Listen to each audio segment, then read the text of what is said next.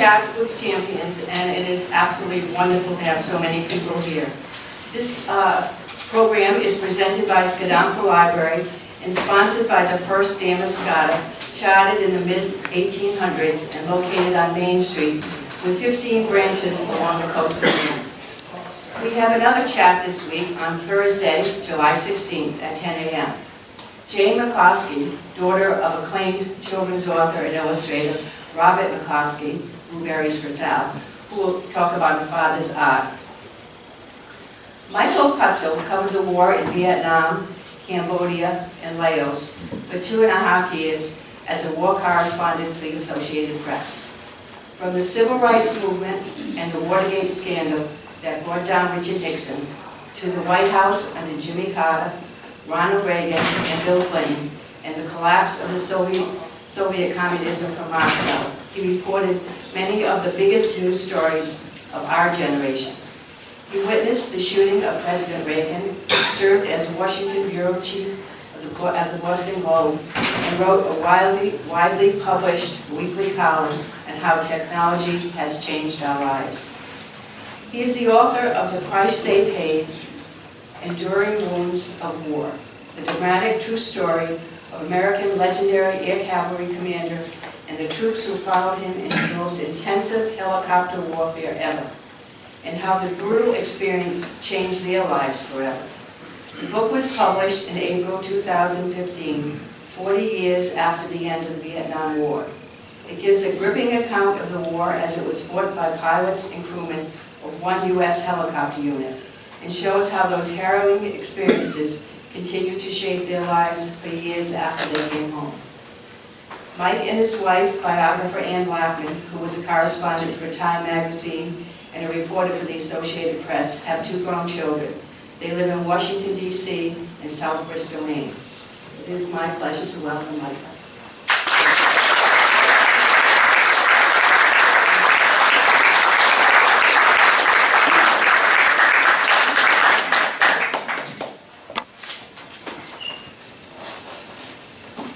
Just got to get a prop here, a little physical evidence.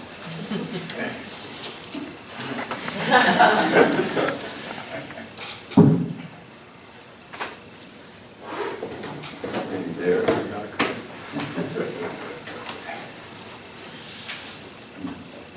This is working, I hope.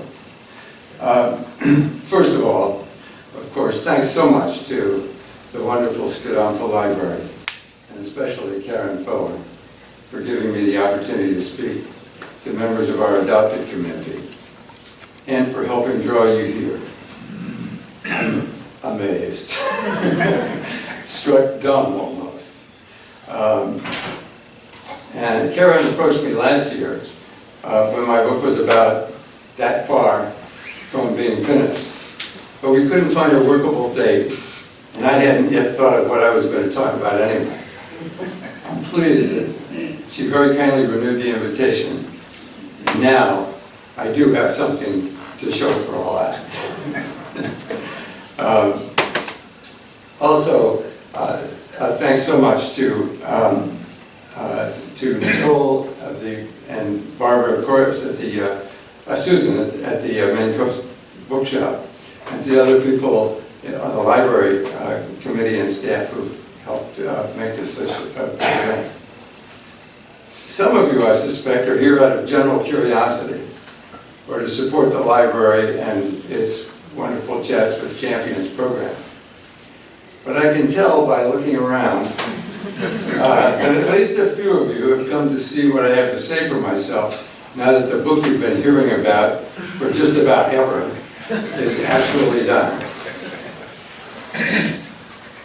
Before I go any further, I want to borrow a line from my friend Bill Covett, one of our craft's most eloquent writers, who began his eulogy to fellow journalist Ed Fooey a few weeks ago by saying he was going to read his text because his brain is hardwired to his fingers on a keyboard and not to his mouth. If you catch me reading my talk, consider it a plea for the Covett compassionate commutation. I too am more comfortable with a keyboard than with a speech. One of the things I learned in writing this book, after a long career on tight deadlines with the Associated Press and the Boston Globe, was that there are several stages of life for some authors, including me. The first is, oh, he's writing a book. Then after a while, it becomes, he's working on a book. When polite people stop asking how it's going, you've moved into, he says he's working on a book. Note the subtle shift in attribution, signaling perhaps just a note of skepticism.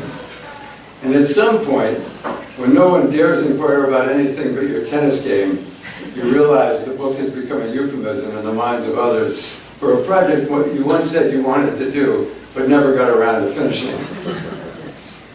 For those of you who long ago quit bugging me about it, I thought I might say a few words today about how this whole thing started and why it took so bloody long. It was 6 years ago, February 18th, 2009. A bitter, cold morning at Arlington National Cemetery, as mourners gathered in the administration building waiting room before we had to walk out into the wet snow to join the funeral procession for a legendary war hero. A middle-aged man whose features looked vaguely familiar approached me and said, "You don't know who I am, but I know who you are, and I just want you to know that not everyone here is happy with the way this service is being conducted." I was there at the request of the hero's son to eulogize retired Army Major James T. Newman, an officer I had flown with and written about during what turned out to be the most intensive helicopter warfare ever. The invasion of Laos to cut the Ho Chi Minh Trail in early 1971. Newman was a remarkable and storied leader. He was the commander of an air cavalry troop, twice nominated for the Medal of Honor. He wore the Distinguished Service Cross and the Silver Star, the nation's second and third highest awards for combat valor, and a chest full of other ribbons, including the Purple Heart he received for a severe wound that he suffered during his first combat tour before I knew him. That wound left him with a permanent, painful limp, but he got recertified to fly in spite of it. I looked quizzically at that strange man before me at the cemetery.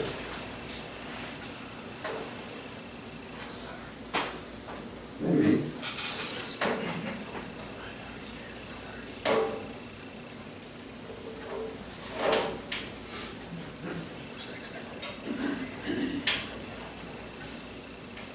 Karen? Karen. She's getting help. Excuse me. Oh, maybe it's fine. Maybe it's okay.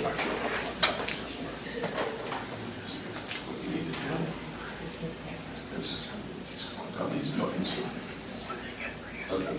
Good. It's not this button. All right, so once you got that, boom, got it.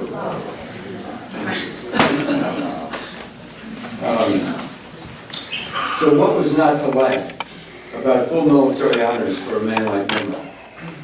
He was entitled to and undoubtedly expected the six-horse team of Grays drawing a caisson with his flag-draped casket, a band, a rifle squad to fire a salute, an honor guard, and all of the trappings of a crack military ceremony. The man before me introduced himself. "My name is Roger Newman," he said, "and I am Major Newman's eldest son, his real next of kin, and they won't give me the flag." Let me see if I can do this all by myself this time.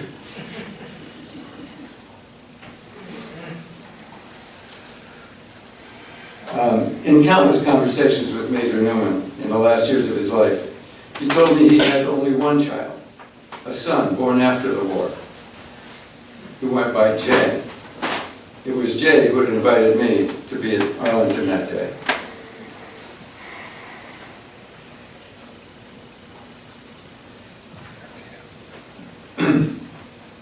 had kept in touch with Major Newman on and off after the war because when I thought about all the leaders I covered, including presidents, other heads of state, generals, corporate chieftains, politicians of every stripe, I had never met anyone with Newman's innate leadership capabilities. I thought he might make a good magazine piece one day. Turned out, I hardly knew him at all. Roger was telling the truth about being his eldest son, part of a broken family. The major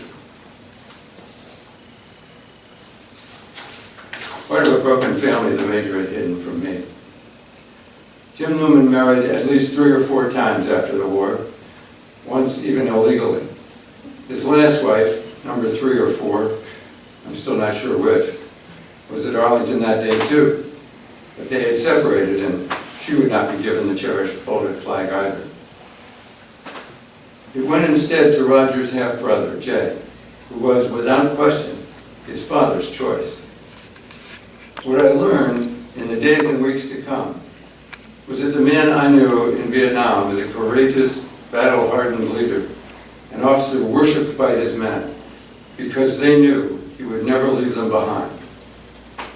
Was the same man who came home from the war and walked out on his wife, who had been his high school sweetheart, and left Roger and another son, Ronald, behind. They were 17 and 15, and he never spoke to those boys again for the rest of his life. They were teenagers at the time and adored their soldier hero father, who had raised them with tough army discipline and whipped them when he thought they needed it. They were confounded and deeply hurt by his walking out on them. Not untypically, they felt guilty, wondering if it was something they did that drove him off. I set out to try to understand how there could have been 2 Jim Newmans in one man. One of them, a gung-ho enlisted man who lied about his age to get into the Army at 16 and rose through the ranks to win a direct commission as an officer because someone had spotted his potential. That soldier became Condor 6, the air cavalry troop commander, who time and again drove his helicopter into withering enemy fire to rescue his men and others he didn't even know when they got shot down. The book tells those stories in dramatic detail, enhanced and verified by one pilot's tape recordings of radio chatter between the airborne warriors. And then there was the post-war Jim Newman, who not only abandoned his family, but wrecked his promising Army career after being convicted of bigamy, a felony in North Carolina where he was living. He was also charged with conspiracy to commit arson and murder for trying to hire a man to torch his family home with his wife and kids still living in it. Those charges were dropped in a plea bargain on the bigamy count, but he did become a convicted felon. Vietnam changed him, his first family told me. It was the only explanation they could ever come up with, and it became their mantra. A dozen of his men, and I'm sorry I put this up a little early, but these are his guys. A dozen of his men who had followed him in Vietnam came to Arlington that day to say goodbye. They wore the black Stetson cavalry hats that set them apart from mere Army aviators. They were cab and proud of it, and they only knew the man they had flown for. I determined to solve the mystery of the 2 Jim Newmans, but I'm not sure I did. But what I learned along the way was that it wasn't just Newman. All his men were changed by the war too. Some self-destructed as soon as they got home, often with the classic symptoms of what we now call PTSD, post-traumatic stress disorder, drugs, alcohol, nightmares, fractured relationships. Others had successful careers and outwardly wonderful families, then crashed 30 years later when something triggered a long ago memory and brought them down. tells their stories too, and those of others who suffered, particularly wives and children who never understood what happened to their heroes. I found only a couple of Newman's men who soldiered on and never looked back.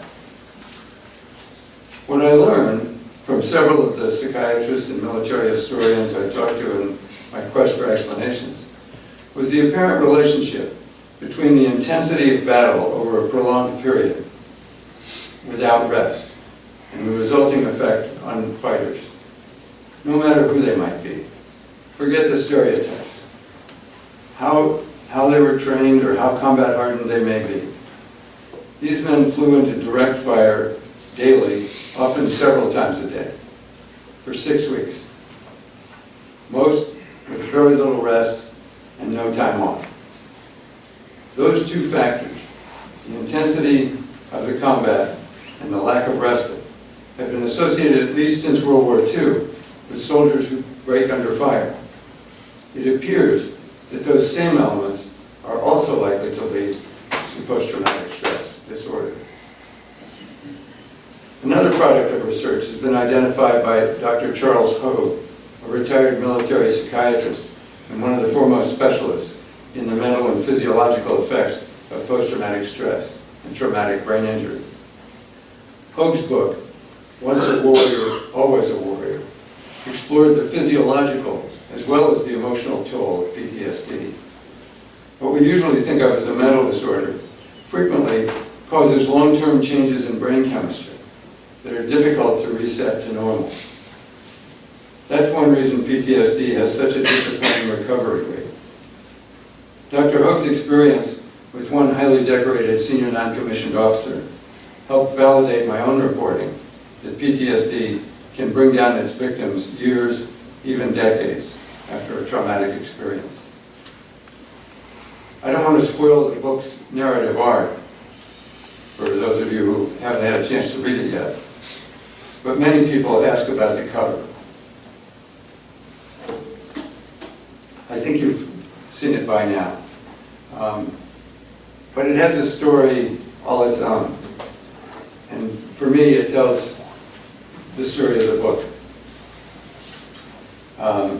One of the Cobra pilots shot down in Laos and rescued by Major Newman recovered from his wounds and returned to the troop. He completed his tour with distinction and went home, everyone thought, to go to medical school. Instead, he dropped out of sight and wasn't heard from for 3 decades.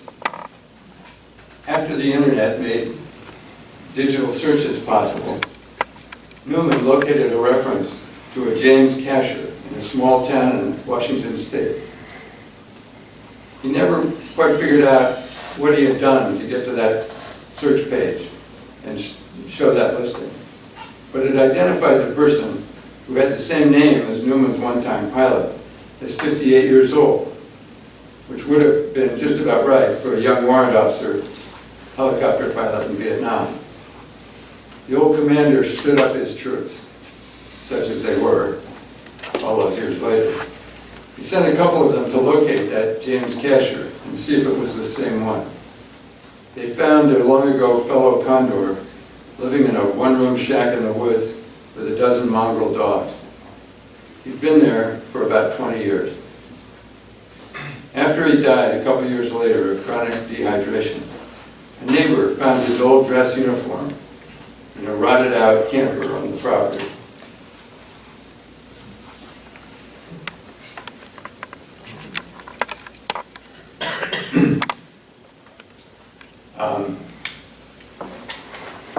The only thing missing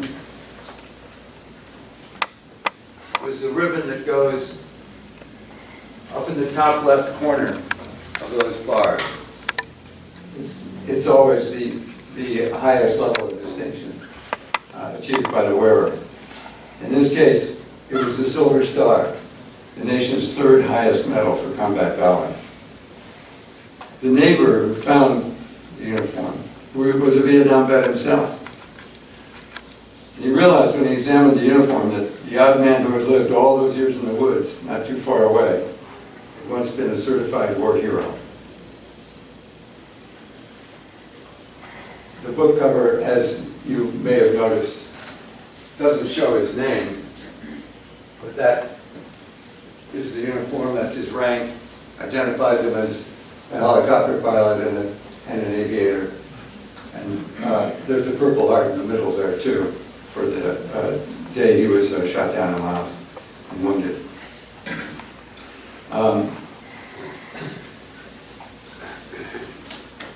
I would like to share one more anecdote with you that followed the book's publication just a few weeks ago.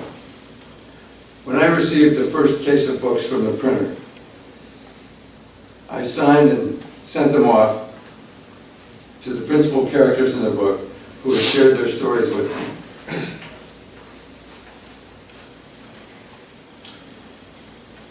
I was a bit anxious about how they would react. They hadn't seen the book. They'd only talked about themselves and their comrades. And years of news writing had taught me that no matter how well reported a story is, somebody's going to complain about it.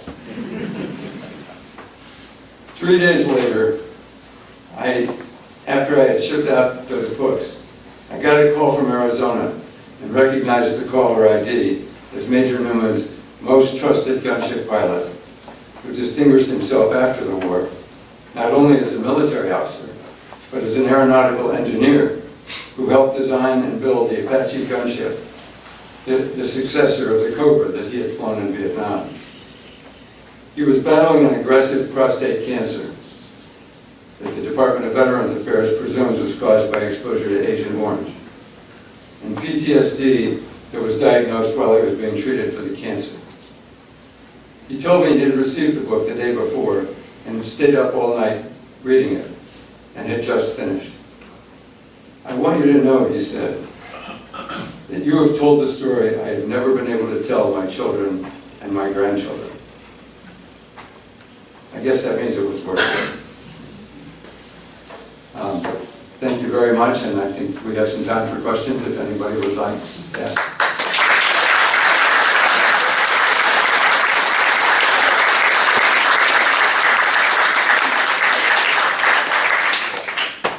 I'm bowled over by how many of you are out here. Yes? I had formed a question earlier, but basically you answered it when you were describing Major Newman's post-war behavior. So he was a Mustang. He was a Mustang, yes. Do you talk about his... They don't use direct commission these days in the Army. Okay. Did you... Well, that explains why he never made 05, I suppose. Well, anyway, did you write about his background, where he grew up? And, oh yes. yeah. Did you find anything there that might have anticipated the outcomes that occurred after the war? I can't say I did. He grew up in rural Georgia. He spoke with a very typical drawl from that area. It's actually more in tune with Alabama than with Georgia, although it's only about 40 miles from Atlanta. He had a pretty good upbringing in a farm, a farm community. A lot of alcoholism in his family, a lot of diabetes in his family. He suffered from both of those at different times. But in terms of his personality, he seemed to be a natural-born soldier. He just wanted to be a soldier, and his grandfather got his birth certificate falsified in order to make him a year younger than he was in order for him to get in. So I can't say that I had any clues, and I was certainly shocked when he got home from Vietnam, and he'd been an executive officer in an aviation battalion for a year. For just a few months. He was recommended by one of the top generals he had flown for the regular Army, to put him on track for a possible start. I mean, that would have had to start early, and very few reserve officers or direct commissions would have ever been considered for that. But it was up before a board at the Pentagon when he was arrested for bigamy and conspiracy to commit arson and murder. And that took care of the Army career pretty quickly. Yes? I read your other book, American Nations. Maybe he was a borderlander. You know what I mean? That wasn't my book. That wasn't your book? I wish it were, but if you tell me about it. Okay. Yes, I'll read it back. What did you learn about PTSD, the behaviors, and maybe how it's diagnosed? Well, I mean, the first thing I guess is that the statistics don't mean anything, as far as I'm concerned. I mean, whether it's 15% or 17% or 30%, all of these are based on differing basic experiences. And so I don't think they're accurate, and we didn't start counting until long after the war, so I don't trust any of them. The things that are certainly most prevalent as symptoms are the ones that we are quite familiar with: alcoholism, drug use, frequently heroin addiction, and addiction to painkillers. Especially, veterans who have access to free drugs and find the right doctor and just stay on those drugs.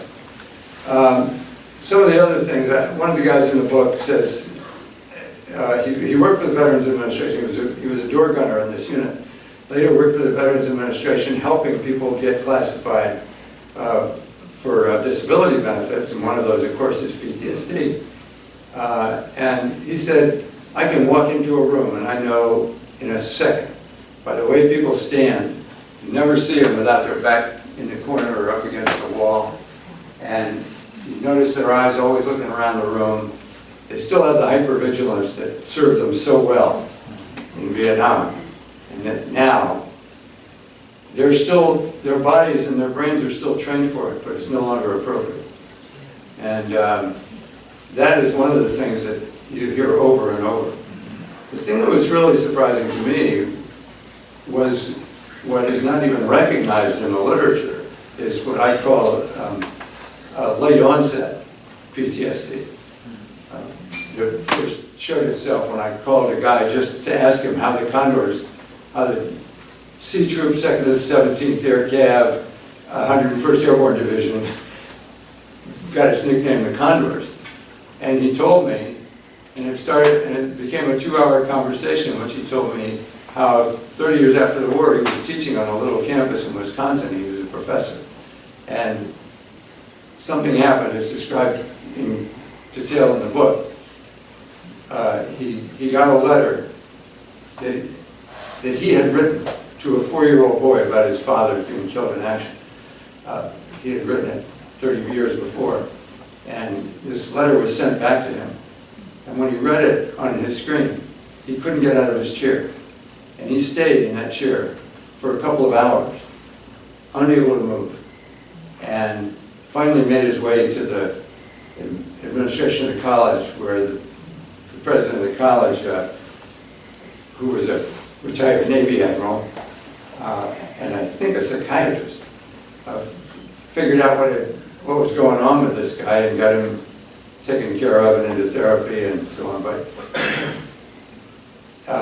that kind of thing hasn't been seen a whole lot. But when you start asking a small population like this, excuse me, or you're asking detailed questions of several people who've been through similar experiences, you find that it's not so rare after all.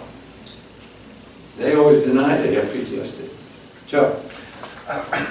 The enduring wounds of war that you chronicle in the book from that era, do you think that they're qualitatively different from the enduring wounds of war that we see now with veterans from Iraq and Afghanistan? I doubt it. First of all, the enduring wounds of war encompasses everything, physical wounds. A lot of these guys were set up by their flying experience to come down with things later in life. You know, they all have bad backs, they're all going deaf, and things like that. But also a lot of them had physical war wounds from which they recovered, but then those tend to come back and be particularly difficult to manage in later years as well. In terms of the psychological effects, I think that troops are better prepared now. There's a lot more consciousness about it.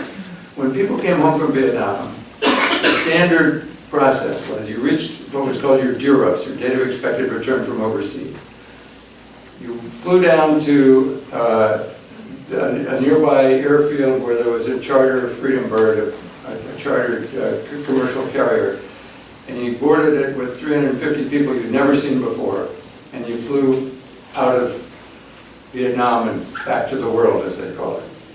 And most of them refueled in Anchorage and landed at Fort Lewis, Washington, and if it was the right time of day, they could process out that night, either for leave or some of them were discharged right then and sent home. Nobody gave any briefings, nobody took any notes. I mean, the necessary notes to get them signed out and clear post, but nobody really dealt with any issues that might be following them. And they got home alone. Their unit wasn't with them, their buddies weren't there, they never met anybody, unless they found another Vietnam vet, who they could even talk to. Their parents didn't understand, their siblings didn't understand, their schoolmates didn't understand. And so I think for that reason it was probably exacerbated, and now we spend a lot of time trying to identify people and warn them of what could happen and to be aware, and it's not a shame, it's not unworthy, it's not a sign of cowardice. I don't know how well those things take, but I think there's a lot of effort to go into that, yes. Yeah, I'm just curious about how many Vietnam combat vets there are here. Wow. Okay, I think when I came home, Hoorah! when I first came home, there was a hint of what was to come. I landed at McGuire Air Force Base in New Jersey. They were 3 aircraft with 350 people each, 1 customs official. It was at 3 in the morning, and we didn't get out of there till like 8 or 9 in the morning. And that was the beginning of what for me was a huge disappointment. Yeah, returning heroes. About going over and doing what I thought was right, and coming back to all of this turmoil that was going on. It was pretty tough. Had anybody warned you? No, but I think I went over a lot better prepared than most of the young people, so I've lived a pretty normal life. Every once in a while I come back. Yes. You've had a lot of experience, often, Mike, with war as such. Do you see a big difference between Vietnam, when people were still being drafted to go over there, and today, when people are strictly volunteers to go to Afghanistan? Well, lots of things have changed. I mean, of course, now we have a professional army, and maybe a few people in this room know someone who has served in Afghanistan recently. Let's have a show of hands. How many of you know someone in or, so 1, 2, 3, 4, 5, 6, 7. That's more than I would have guessed, so about 10 or maybe 12. But it's such a small segment of the population now, whereas the draft for us of that age, it wasn't just the draft that we were going to get drafted and go. It was your whole life was built around what you were going to do because of this obligation you had. And people dealt with it differently, but you know, all 18-year-old males had to figure that out. And so I think that the population is different. They're doing a lot of things differently now too. They try to keep the units more cohesive rather than just disbanding them all at once. And the tours are usually shorter, not always, but there are a lot of 4-month tours, and people go back and back and back, which is also very discombobulating for families. But it's thought of as being maybe, less disruptive for the troops. And of course, now they're watched much more carefully than they were then. There was no definition of PTSD until 8 years after the last Americans came back from Vietnam. So nobody was looking for it. Yes, in the back. Randy? Michael, we know that you didn't set out to write this book over a 6-year period. Ask the woman next to you, I think she'll confirm that. I think she told me that around the 2nd year. What was the hardest part? The hardest part, I guess the hardest part was recognizing what I had found. For a long time, I was asking all of the people I talked to, what was it about Jim Newman? Why was he such a good leader? Why did you like him? What was it? Tell me some stories about it. And I spent a long time doing that. And I was very slow to realize that I wasn't asking them questions about themselves. Well, how are you doing? And right up until the very last person I went to check with before I put a period at the end of the book, I was being fooled by people who weren't going to tell me if I didn't ask. And I had finally learned to ask, and it was about 2 years in, I guess, maybe 3, that I realized that I really had a different story. And I had to basically, I didn't start over, but I rewrote everything to re-pitch what I had to be a much broader and I think more important story about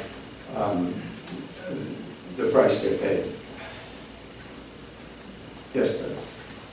Mike, you've been an observer of all these men, but you spent 2 years in combat, or approximate to combat in Vietnam. How are you doing?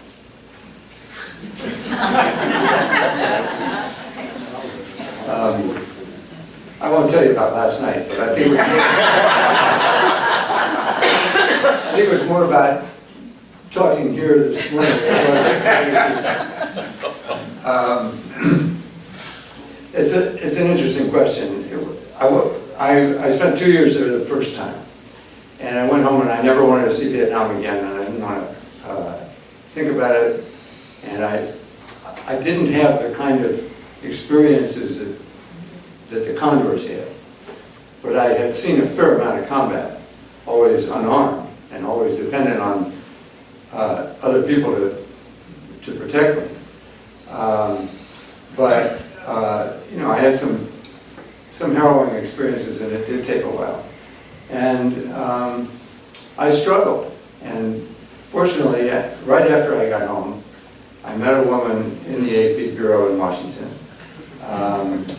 And she's sitting in the back row.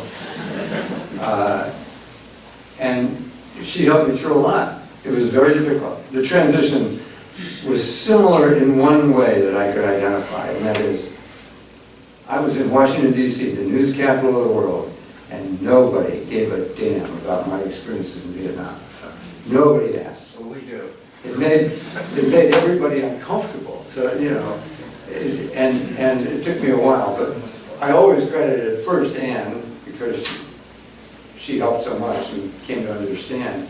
But also, I was really lucky. I just fell into Watergate. Watergate exploded as a story. Nobody knew anything about it. Here was this guy who was just back from Vietnam. The second time, I didn't want to go back on the desk, and they threw me at it. And working 18 hours a day helps a lot to keep you from thinking about anything else. And I think I probably benefited in that way from just having a subject change. A lot of my colleagues, other correspondents, are still struggling. What years were you there? 69 to 71, and then in 1972 there was the Easter Offensive, in which the North Vietnamese came down across the DMZ with tanks and took the Central Highlands and took Long Creek Province, and it looked like that might be the end. And so the AP sent me back in a hurry, and I spent 6 months that time. It sort of stabilized. They brought me back to Washington. The war went on for 2 more years, and then the next offensive, they finished. The North Vietnamese finished. Judy. I wonder if you could look backwards and contrast the experience of the Vietnam vets with those from World War II. I've tried. You can't help but try. First of all, there's no data, so it's impossible to compare apples and oranges. What we know about the Tom Brokaw's greatest generation is that they all came home, got the GI Bill, went to work, married or picked up their lives, and went on and went through this incredible period of prosperity we had in the 1950s, and that was it. What we don't know, because nobody asked, is how many of those guys had very, very similar experiences that we never heard about because they never talked about it. Sometimes they might have talked about it at an American Legion post or, with their buddies who would understand. But they didn't talk about it with their wives or their kids. And so we really don't know. There are some things that were very different. One is that the war ended and a lot of them stayed in place for a while until the situation in their area stabilized. And then they came back as units. So they had 3 weeks on a troop ship with their own buddies to, tell stories and share addresses and all of that stuff. And that was very different from the Duros experience. But I suspect that while I don't get into statistics because I don't believe we have good enough data, that there was a lot of the alcoholism and he had a bad war, and a lot of people were institutionalized. Why? Well, we didn't have a diagnosis for a bad war, but we know that it happened. And actually, a Harvard psychiatrist has written a book called Achilles in Vietnam, in which he traces post-traumatic stress back to the Odyssey. And this isn't just Vietnam. Do you think the fact that after World War II, the reception of the soldiers was so embracing, they were recognized as heroes, made any difference? Sure, of course it would. I mean, I don't think there's any question that you come back and you're up and you're celebrated, and everybody appreciates what you did and says so. Of course, it's got to be confirming. But at the same time, we know, from flags of our fathers, one of the guys who raised the flag ended up, drowned in a ditch from alcohol. And he was a hero. He was a certified hero. He was he was toured around the country as a specimen. As I say, statistics aren't reliable, but sure there are differences. Yes, Joe? Why didn't you get into the people who caused all this, the politicians who not only started it, but kept it going all those years, and the ones who actually are the ones who caused all these problems and then did it again in Iraq? Here. Well, I did in one sense. Yeah, you did. I tried very hard to figure out who made the decision to send these guys into Laos at that time and for that reason and so on.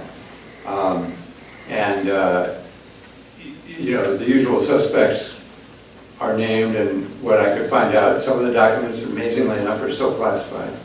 But, it was Nixon, it was Kissinger, it was Moore, it was Westmoreland, it was Abrams, it was Haig. They're all in there. But in terms of the enduring wounds of war, know, I'm a reporter. I found this out, I thought it was important to tell this story, and I hope that those who make these decisions will understand better what they're asking of people. I don't think I'm naive enough to think we're going to have a pacifist president next time around, but I expect that the more we know, the heavier the weight of those decisions, and rightly so. Whether they should make them or not, whether we can avoid them or not. And I hope that discussion will continue. And thank you for stopping asking about the book, Joe. It took, you were one of the last who gave up on it. You what? Oh, David. Tell us about your next book.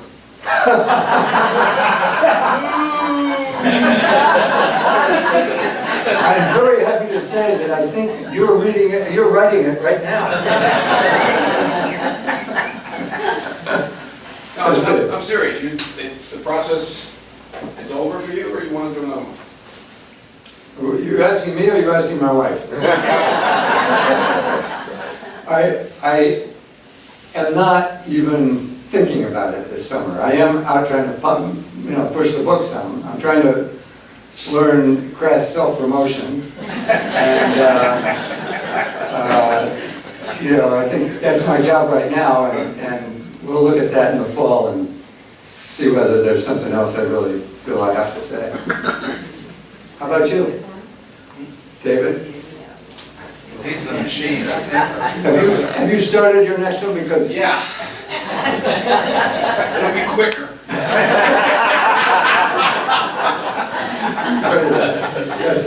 Do you notice any difference between regular Army and National Guard? I ask that because National Guard tend to be community-based. They're together all the time before they get sent overseas, and they're together when they come back, and might have a different kind of relationship with their community. Or was there, maybe it made no difference in Vietnam anyway, I'm not sure. Well, the Guard didn't get mobilized in the same way in Vietnam. They took a lot of reservists, and they took some Guard units, but it wasn't